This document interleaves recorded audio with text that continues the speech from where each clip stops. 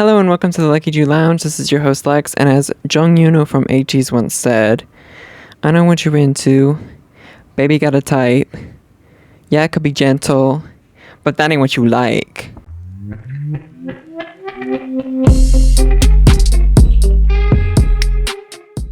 Hello, welcome back.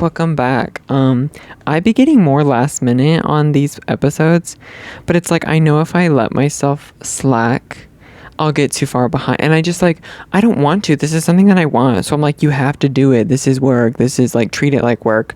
So I'm really trying to, but I'm just getting like later and later, I swear, when I film them, because this will be coming out tomorrow. I'm literally filming it the day before, and you may be wondering why I look so booftina and tank top. This is very summery for me. I don't really wear tank tops, which I like myself in them, but maybe I'm wearing it because it's hot as Satan's household.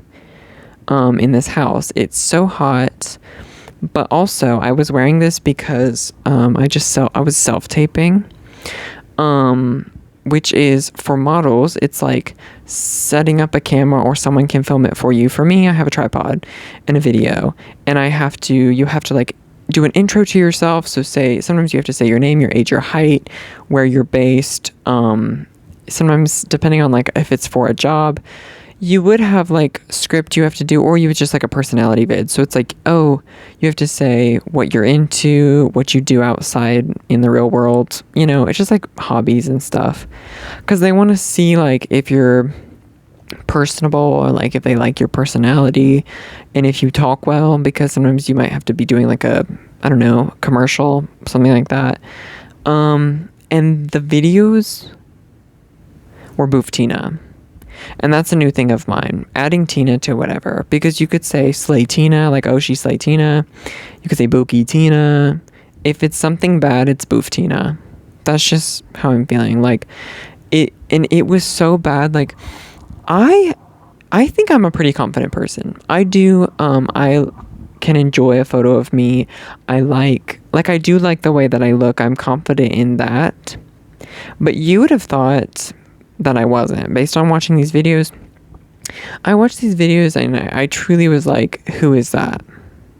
And I was like, you're ugly. I told myself that in the video, and that's not something that I should be like spreading on here. I don't want people to feel that way about themselves, but it is okay. You're not always perfect. Okay. That's me telling myself, you're not perfect. Look, this video is evidence.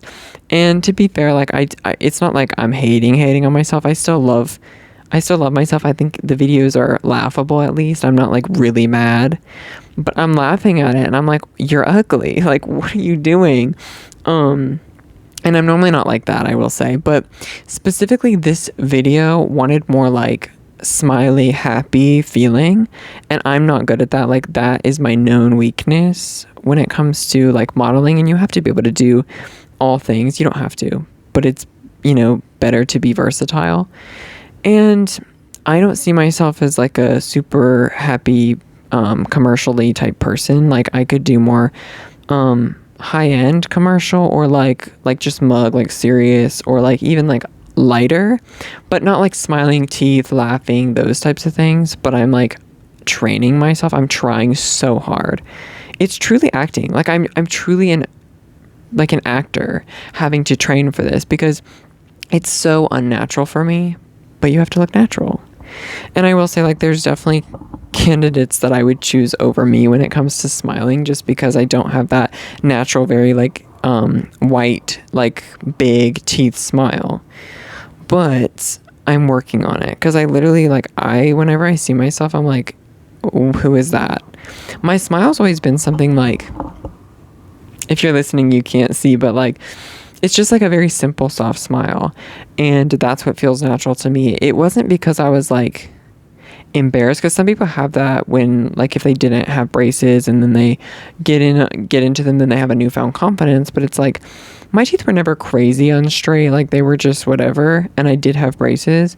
And so like, everyone thought that I was going to like start smiling, because that's like the typical ad is like, oh, it goes from before and after and they're more confident. And it's like, I was probably slightly more confident, but that didn't make me smile all of a sudden differently. Like, I wasn't hiding them, I guess. because a lot of people with braces smile without their teeth to not show them. But yeah, I think that's weird. I did not have that story. I just think I look really weird. But then I literally went on TikTok and I was like, how to smile with teeth. And I listened to videos, listened to training from either, there were people like orthodontist or dentist on there. There were actors on there. There were like TikTokers, just like people, because there is a big audience for that. Some people were getting into the logistics of what muscles to use. And I was like, okay, that's a lot.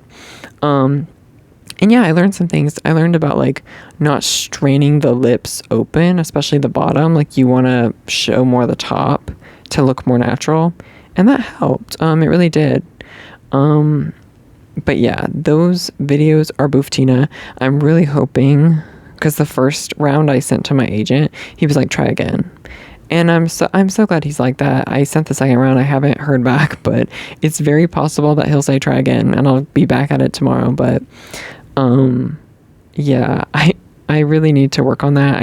I was like in front of a mirror doing it over and over, and I was also reciting my whole long thing that I planned. So it's like, it's not a script, it's a loose script, but I was like to list my interest and my hobbies and things that I do. But I rehearsed it in the mirror lots of times, and then I recorded maybe 100 tries. It was so bad. I was getting so pissed at myself, but I think we got some. I ended up with like 5 usable takes. I think none of them are great, but that's just because like I don't like the way that I look in them. But you know, someone else might think something different. So it really just matters about the client if they like it. It's so funny because my agent specifically sent me this and he was like, hey, like I need you to do an intro video. He gave me an example and he was like saying what it needs to be added. So he was like, definitely like smile while you're talking the whole time.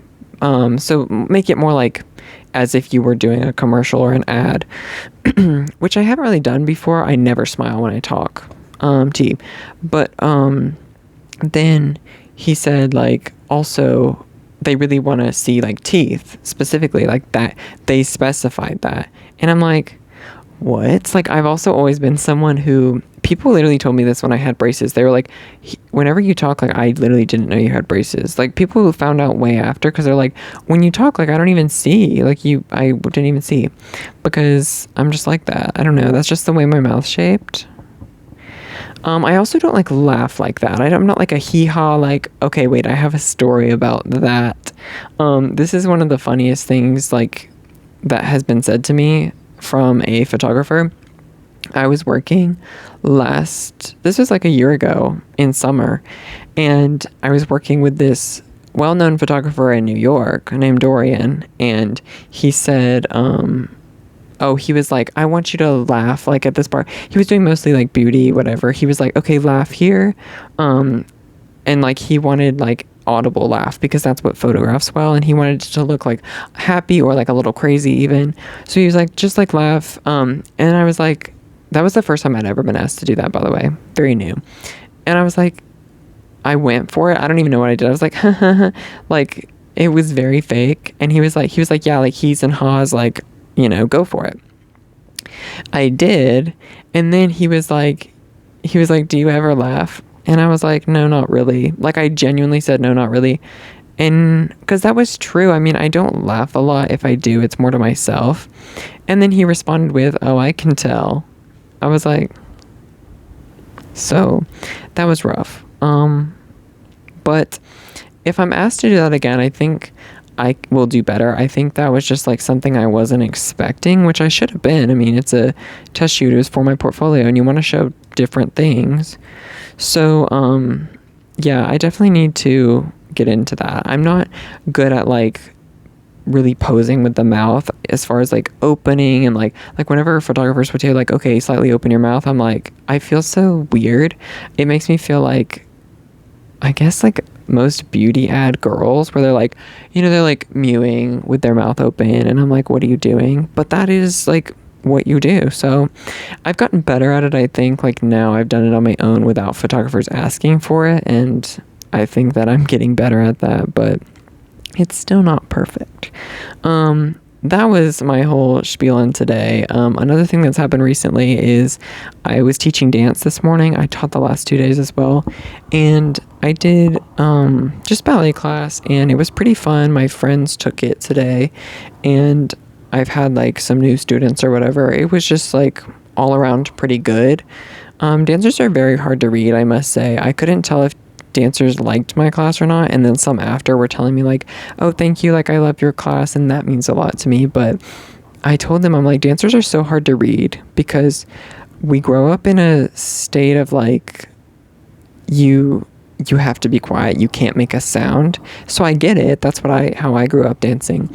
But then now I'm like, when I teach, I'm more like, I'm fine with communicating with the dancers, especially when they're older. Like, these people are my age, and I'm like, so like, do you guys want this? Do you want this? Or like, which one do you like more? And then everyone just like stares, crickets. They're staring at me, and I'm like, guys, give me something. Like, I'm not scary. Also, like I said, they're my age or close to my age or older. So it's like, you don't have to be scared of me. Like, you can speak up in my class at least. But that's why I don't know if anyone likes it, because everyone seems like dancers are just very focused at times and sometimes very shy. Like, a lot of dancers aren't super out there extrovert wise. Like, a lot of dancers always say that they like dance because they can express themselves without speaking.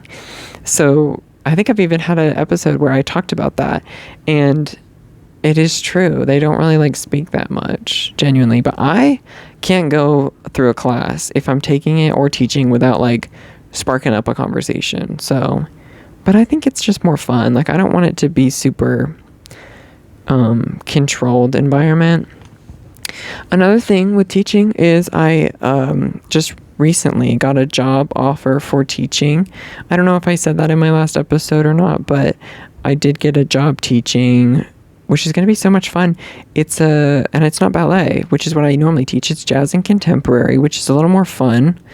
I'm going to have to do a lot of choreography for it. And yeah, I think that'll be fun for me.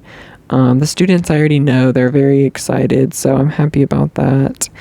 And the pay is pretty tea as well. And their other teacher, main ballet teacher, is now my best friend. So I'm like, we get to work together too. Like, it's going to be really fun. There's a lot of things going on. As of yesterday morning, literally, when I tell you that the power of prayer and manifestation is real, like, I'm normally not the one to just like preach the gospel. But when I say like religion is personal, I mean that. And I mean like, do it at your own speed, do it at your own practice. For me, like, I'm not a pray every day type of girly. I'm also not like I mean, sometimes, but it's like it's not sometimes, so it's not every day. But like, mine's more like a pray whenever I feel like, when I remember or feel like I should, or give thanks when I should, or pray for something that I should. It's very random, because part of breaking like and making my own feeling with religion was like breaking the pattern of it. So it was like, I was raised with praying before every meal, praying before you go to sleep every single night. And to me, it's like, it's not like you run out of things to pray for, because you don't, but like, it just feels very routine, and I didn't like that. And when I grew up, I realized like, honestly, I got busy and would like forget to do things like that. But now it's like, it's more of a when it feels right type of thing. Because if I didn't, it was like, oh, you didn't pray before you like took a bite. Like, not like you're in trouble, but it's like I made me feel bad, because it was like, you should feel guilty. And that's kind of how I felt. If I fell asleep and didn't pray, I felt guilty. And that's not what it's about. Like, that is not what it's about at all. So I don't know how I got onto religion. Like, anyways, I do. So 2 nights ago, I was praying about mainly 2 things. I was asking for 2 things. One of them was more modeling opportunity and work, and just like, because that is my dream. Like, I was just praying to move towards that dream. And I've had that prayer before, but I don't do it too often, I guess. So I did that that night. And then the other thing I prayed for was romance, like some romance in my life and whatever.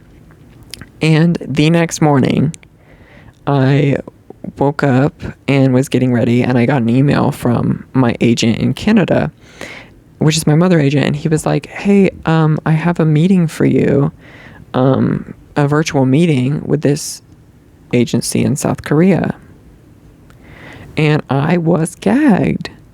I was so gagged. I mean, when I saw the email, I've only met with 2 agencies before through like Zoom or virtual meetings. And I saw that, and I saw South Korea, and I was like, what?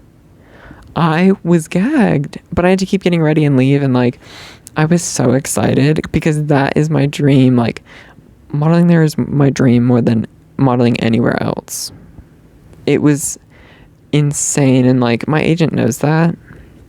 So it was just so cool. And then, and for me, like that was kind of an answered prayer, but it's also like, that also could be answered to the romance, because for me, I'm like, I've also wanted to, like in my brain, I've made it like part of my life story that I think I'm gonna find romance and find love in South Korea, which could be true, could be not true, but like I want to experience it to know. And to me, that felt like an answer to both. So I just thought that was pretty cool. Like, I'm here to tell you that the power of prayer is real. And manifesting is also real. Like, whether you're religious or not, I'm just here to tell you. I'm just here to tell you what my experience was, okay? So do with that information what you will. Anyways, I'm super excited. Actually, when I'm filming this, that meeting is later today. I'm very nervous. Anyways, what I mainly wanted to talk about today was my ATEEZ concert experience. I just had a few tangents to go on, but I am going to talk about the ATEEZ concert because that happened almost a week ago already. As of tomorrow, when this comes out, it'll be a week ago, and it's so cool. Okay, I'm going to like take a little break and get into it. So if they say why, tell them that it's human nature. Why? I just had to have a singing break because I've been watching Glee, and when they do Human Nature, I honestly forgot about that performance. It's in their like Michael Jackson episode, and Mercedes and Sam do Human Nature, and I'm like obsessed with that cover now. Anyways, the ATEEZ concert, so much fun, and not even just the show, the entire day was so fierce. So I woke up, I didn't have to be there. I think my check-in was at like 4:30, but I wanted to be there at 3. So I left my house at 2. It was at State Farm Arena in Atlanta, and you guessed it, Beyonce was next door at Mercedes-Benz the same time. So I knew traffic was going to also be bad, so it wasn't as bad as I thought, but I got there, got in the parking garage, and then walked down to the venue. I met some fans on my walk, and then like when I got there, I really met some fans. But we did freebies, things like that. I didn't do like a whole freebie packet or anything. I just took some stickers that I already had, like of each ATEEZ member, just different stickers, and gave them out because I don't really use stickers and I wanted to just be like fun and fresh. So I gave out stickers and I received lots of freebies. It was so much fun. And then I got in line and I made some like line friends. You always gotta have line friends, okay? Because that's what I like about going by myself places or to concerts, because, well, people are nice at the K-pop concerts, but also like I don't feel like alone because I always make friends pretty easily in that setting. And whether it's like groups or just one other person, it's just fun. And I made some line friends with some like women, a group of women. They were a little older than me, and it's always like the ones who are either LGBTQ community or they're allies, or just like they just really represent the LGBTQ. They're always the ones that find me. They're the ones that find me, and we vibe. They hype me up. It's normally a group of women. So that was super nice, and we waited in line for the VIP check-in. And then once we got in, we got VIP gift. The VIP gift was very nice. It's actually sitting right next to me over here. Very nice quality, nicer than their albums, if I do say so myself. And then we got down in for sound check, so our tier just had sound check. Super cool. They came out so fun. They were so cute. It was Sun's birthday, who's my old bias, and that was such a treat, such a dream to watch. Then after sound check, we had like an hour and a half or 2 hours, so I went to go there's a Chick-fil-A in the State Farm Arena, so I went to get Chick-fil-A. Yum. Had a fry, had a drink. I was like, I need soda at the moment. Okay, I should have drank water, but like I wanted soda at the moment. Also, the cups were better, and if I had water, it would have been Dasani. Boo the fool. Like, we're not doing Dasani. And then after I had my Chick-fil-A, I was with this girl because we had both bought tickets from my friend who couldn't go anymore. So we met online before in person, but like we knew each other a little bit, but we actually met at the concert, and she had a lot of friends there because she met them from other concerts. So she kept like kikiing, and I didn't really know a lot of people, but I must say people knew me. I thought that I was going to get recognized because like it's an ATEEZ concert. I basically built my platform on ATEEZ and ATEEZ content. So I figured I was going to like be recognized, or some people were going to recognize me. But I didn't know it was going to be that many. I didn't know it was going to be like uncountable. Like I thought I'd be able to count on my hands. I couldn't. And that is just like so fierce to me. I mean, the power of TikTok, the power of Instagram. Like, I genuinely didn't even think that'd be the case, and it was so cool. Like, I felt famous, and that was really fun. The actual show though was so amazing. I mean, the actual show was so inspiring to me. Like, whenever a show is so good that you're inspired, I wanted to perform so bad. And like I had an episode where I talked about dance as healing, and how my relationship with dance is and performing. And I guess it has been a little while since I performed, or it was like over a month ago. But like, it made me want to perform so bad, and I haven't really felt that in a long time. So that was cool. That was really cool. It was just so inspiring seeing production. Production gets me going. Like, production gets me going. When I hear music on speakers, I see lights. It made me want to be on stage so bad. And it sounds cheesy, and I do not give it really was so cool. And I felt silly, like, driving home after. I was like, I wanted to perform so bad. I blasted music, gave my own little performance 1-2 in the car, and it was such a good time. Seonghwa noticed me also. That was the highlight of the night, maybe. I think Yuno saw me, Yosong, and maybe Hongjung. Not sure. But I don't have them on video. Don't even have my Seonghwa interaction on video, but if anyone does, send it. Seonghwa, it was towards the end. See, I wanted him to interact with me the whole time, and then it wasn't until like the very end, but I swear, like, he kept eye contact with me. I waved, I blew him a kiss, and he smiled and nodded. And then I was cosplaying a Seonghwa outfit, so I showed him the outfit. I was going like this, pulling at it, and then he did like a kissy face, and he like nodded. Like, if you can't see, just imagine he like kind of inflated his cheeks, did like a kissy face, and like nodded his head. It was just super cute, and I felt special, and the girl next to me witnessed it, so I have a witness. Yeah, it was an inspiring show. It really was. The set list was fierce. And I did tell some people that I didn't enjoy it as much as last year's concert in July, because last year I think it was, I had a better view, and I also had 18E VIP, so I did get sent off. It was just like a cool experience. But I had a better view last time from the front of the extended stage, And also I got like interactions right after it, like one after another. This time I was on the side, and then I was also a little farther back. There was no one behind me, like I was the last person on the floor. And whenever you're like turned sideways, there's the extended stage to my right and the main stage to my left and the catwalk right in front of me. So at times I'd be like, where am I supposed to look? Do I look at the Jumbotron? Do I look right there? So sometimes I'd be recording and then looking somewhere else. And then like when they do free stages where they kind of roam around, I was like, oh, there's one right here. Oh wait, there's literally one behind me that's like looking right here. Like it was just kind of overwhelming. And if you're in the front, you can see everything. It's just kind of easier.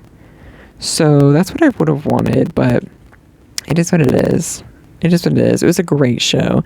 I told my friend who's going in Florida, I said, my advice to you is to just go in with no expectations based on last show, because he went last year as well.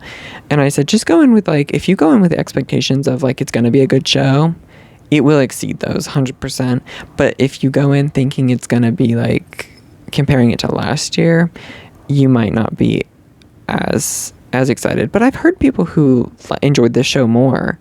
So it's really, different for everyone. I just personally liked the theatricality of last year. They really did their big one. And this one, this comeback was a little bit rushed. And also, I think the tour was a little bit rushed. It's still really amazing that they did all they did. And to be fair, it's still very theatrical compared to most concerts. Especially considering like Western artist concerts, it's very theatrical. But compared to last year, not so much. Solo stages were great. They did solo stages for the first time. And actually, Atlanta was the only stop to get to hear In Your Fantasy title track and all the solos before they officially released, because they released at midnight the night of our concert. So after, like once I got home. And I wanted to do a little ranking, okay?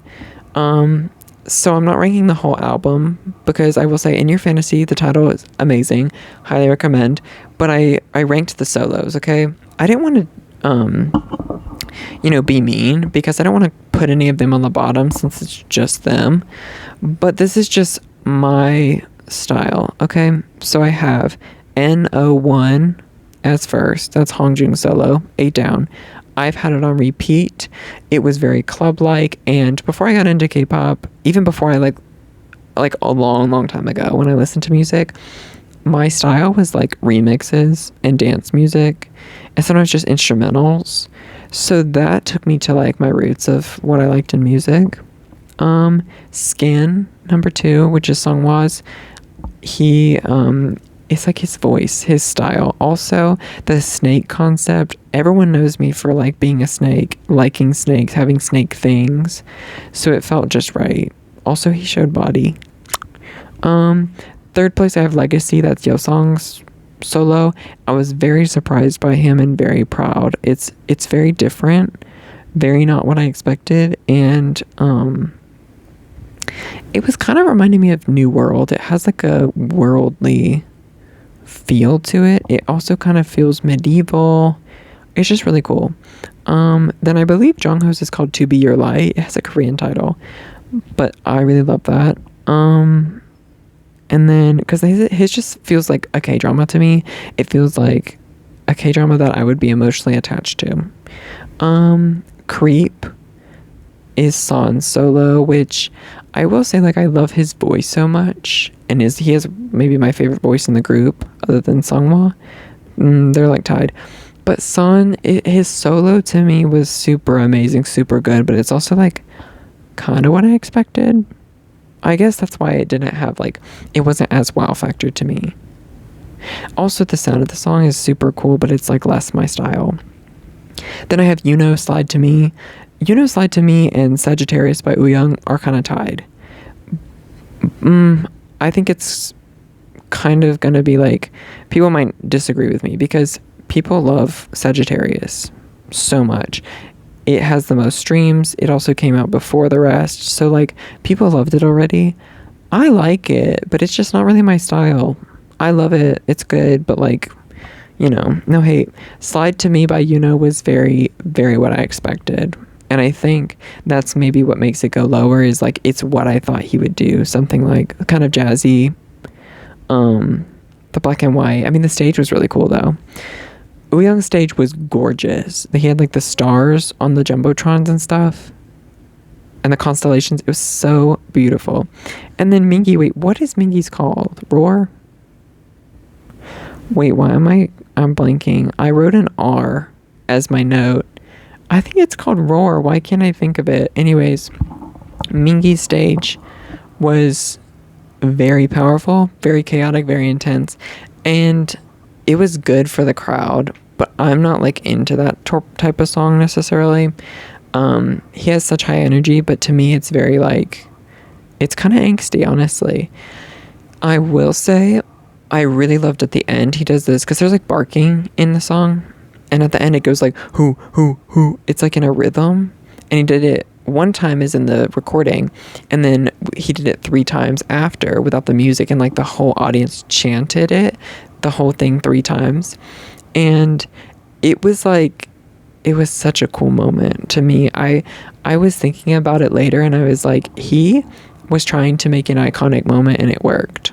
Like, you can tell that like he's just so good at that. A lot of idols, and like I guess older idols, more experienced idols, are very good at making iconic moments, in whether it be in their rap, their verse, their performance. And Mingi made an iconic moment, and I know it's gonna work at every single stop after this, because Atlanta was the first. So that was really cool. And I took some videos of that, because the friend who I bought my tickets from, her bias is Mingi, and she was like, make sure you scream for my boy Mingi. And I said, we will. So that's my ranking of all 8. So I have Hongjung first, Seonghwa second, third Yeosang, fourth Jongho, fifth San, sixth Yoonho, 7th Wooyoung, and 8th Mingi, just for the solo songs, okay? And the title track In Your Fantasy is so fierce. The choreography is so fierce. I learned it and taught my brother so that we could film it together, and it's so fun. Now I'm obsessed with it. That's all we did for the whole day. Only for ATEEZ not to repost me on Instagram or TikTok. Boo. ATEEZ refuses to repost me. I've been trying since the Bouncy era, which, if you're unfamiliar with that, that was summer of 2023. We're now in summer of 2025, and they've had how many comebacks since then? I've tried every single time. Bouncy, Crazy Form, Work, I Saw My Teeth, Lemon Drop, In Your Fantasy, and I never get reposted. I swear they see my videos and they hate me. Like, there's no way they've never seen them, because I'll do several. I always have the right hashtags. Like, KQ, don't piss me off. KQ, don't piss me off. KQ already knows who I am. They emailed me the other day about a dance challenge to do at the concert, because I won something, but then couldn't do it because because it was scheduled for 4:30, and my check-in for VIP was at 4:30. I'm like, what am I going to do? Sound check or this dance challenge? You bet I'm going to sound check. So I didn't even go. I think that's all I had to recap today. I really just wanted to talk about my ATEEZ concert experience and life update, because my concert experience was so good. Like I said, just very inspired. I felt inspired to choreograph, to perform. There's a little something that I'm so obsessed with that I must touch on before I leave, and that is in productions, whenever you get to be on stage before the lights come on, it makes me like, oh, I can't even explain the feeling. It makes me so excited, and like I haven't realized that until I didn't perform for a while, and then I got to again. Setting up in a blackout, love a blackout first of all. If setting up in the blackout and then the lights come up and you're already there, I literally can't even explain it. I was talking to my best friend, who's a dancer, choreographer, teacher, and she was like, no, I know what you mean. She gets it. Maybe not she might not love it to the extent that I do, but like, she gets it. And I was like, it's so like horny. It's so good. It's so horny. And that's the only way I know how to describe it. I literally, whenever the ATEEZ members in the concert would like, they end their little mint or their conversation with the audience, then they're like, all right, next song, like, let's go. And then it blackout and they go set up. And then the lights come up and it starts the music and it's like a banger beat. Like, it is so cunty. So I felt that. Like, I haven't gotten to perform like many fun dances, fun songs, because mostly I'm performing ballet. So that is also another thing that like isn't as fun. But when I choreograph, it's more fun or more contemporary. And I like doing that type of stuff. But setting up in a blackout, there's nothing that makes me quite so excited. That's a lie. There's so many things. But it's just like, it's such a small little performer, dancer, entertainer thing that I'm obsessed with, is a blackout or ending a piece, and as soon as like it has the last note, it goes blackout immediately. It's the small things for me. It's the small things, and it makes me feel like such a performer and so cheesy and corny, but like I don't even care. I literally love it. I don't even care. So if you want to find me on other socials, you can find my Instagrams at Leckiju for the regular stuff and at leckiju.kpop for the K-pop stuff. And if you want to check out my TikTok, it's Leckiju212. It's kind of doing its big one right now. I had some videos do pretty well during the concert, so definitely go check those out. I'm going to post more if you want to see. And do not forget to like this video, comment below if you went to the concert, if you saw me, and then don't forget to like and subscribe to the channel, turn the post notifications on so you get notified whenever I post. It's every Thursday at 6 p.m. This has been the Leckiju Lounge. Thanks for stopping in. If you made it to this point, I love you. Bye bye.